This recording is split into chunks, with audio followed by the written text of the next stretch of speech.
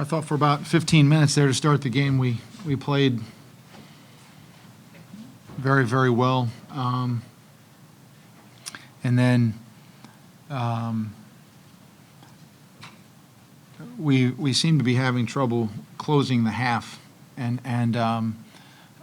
we talked about it. We talked about it in practice. We talked about it at the under 4 timeout about being a really important stretch of the game. And we proceed to, I think, the last 4 minutes of the first half get outscored 16-2. So, and then after that, it's a game. They've got their head up. They have confidence, and I thought we made some nice plays in the stretch. I thought Jamel's bucket was big. I thought Cam hit a big 3. I really liked our balance. I liked the fact that Mike got in a little bit of foul trouble there early, got 2 fouls, and we were kind of going in and out with him, and the other guys stepped up and played well. It's nice on a night where probably neither Mike nor Jamel had their best game, that we had 4 other guys step up and score in double figures and give us really important baskets and plays and time. So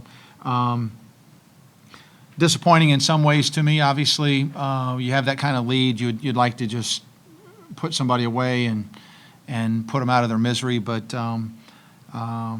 there's some component of our makeup that doesn't completely allow for that yet. And I obviously am the one that's responsible for figuring that out and trying to change it if I can. What did they do to give you guys so much trouble defensively in the second half? I think it's a function of getting a big lead because either you're making shots or you're running really good offense or they're not playing good defense or what. I don't, I'd have to watch the film. We just seemed like we got really great shots to start the game. Then as they got momentum and got life, they played harder and more physically.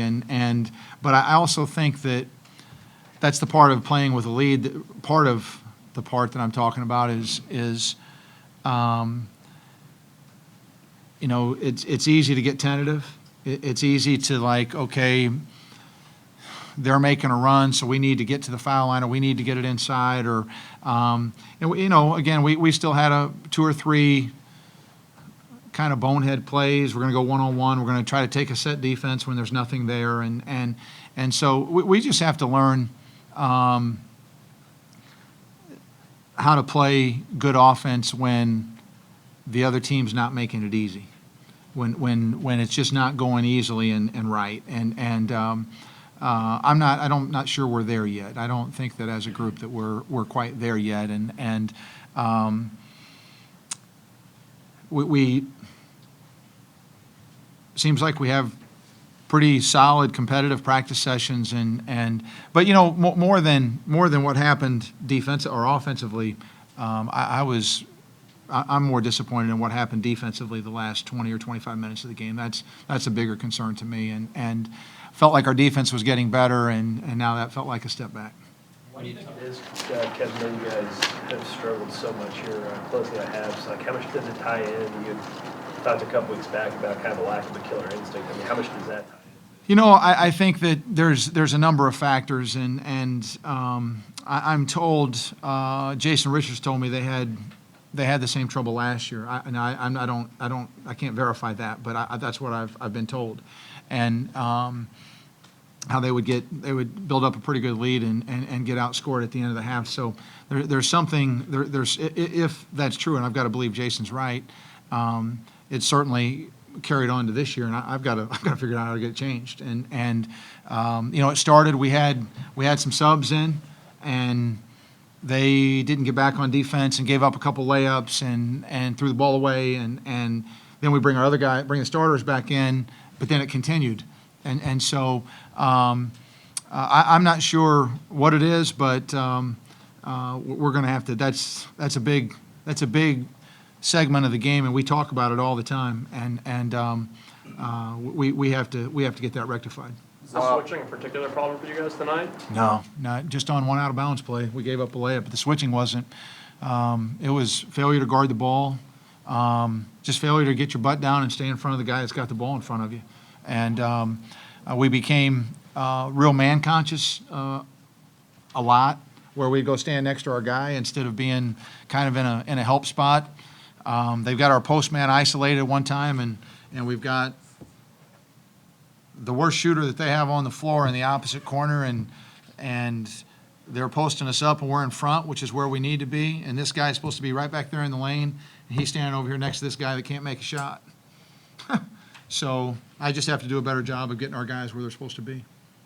Why do you think some of those particular defensive lapses occurred during stretches of the game that let them back into it? And what could be done to correct some of those mistakes?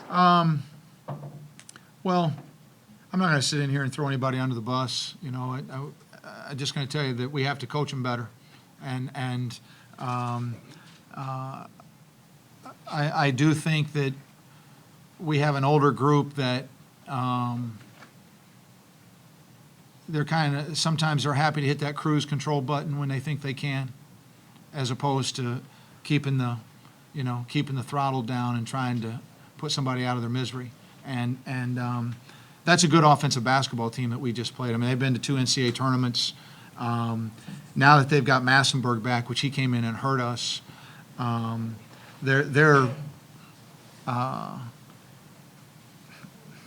I'll be surprised if they don't win that league. I mean, that's a very talented offensive basketball team, and we knew that. They scored 22 points in the last 3.5 minutes against St. Bonaventure the other night, and I mean they can score. So but we have to do better. We just have to be better, and we were better for 15 or 16 minutes, and then we weren't.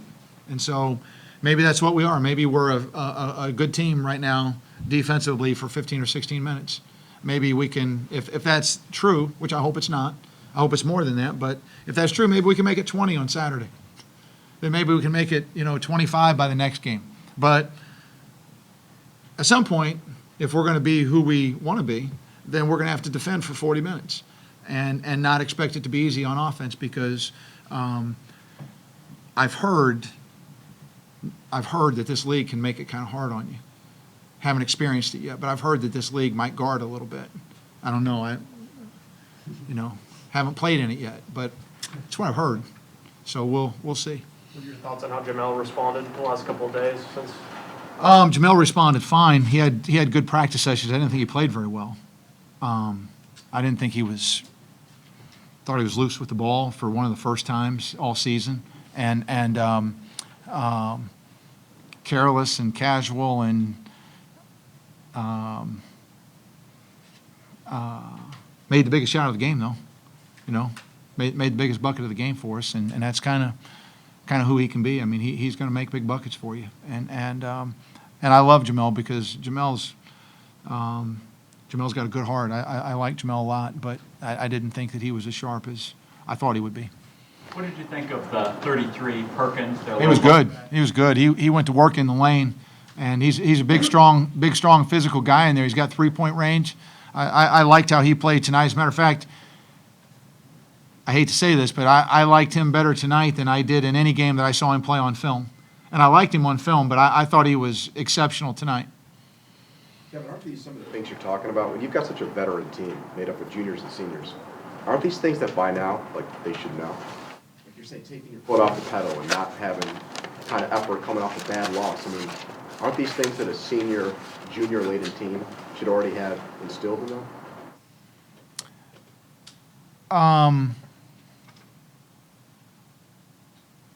You would like for them to. I don't want to say that they should, because it's my job to get it to where they. I wish that I didn't have to come in here and say this as many times as I've said it so far this season. And I think what makes it all the more frustrating is we show the stretches where we're capable of being dominant. Whether it's the first half at Maryland, or whether it's the first half of tonight, or a lot of games. But I have to find why it's not there yet. I wouldn't want to say that it should be there, because then I wouldn't want that to be misconstrued like I was pointing a finger at somebody that was coaching before me. So it's my job to get it, whether it's been there in the past or not, it's my job to get it there now, so. I mean, do you feel like this team has good leadership? Because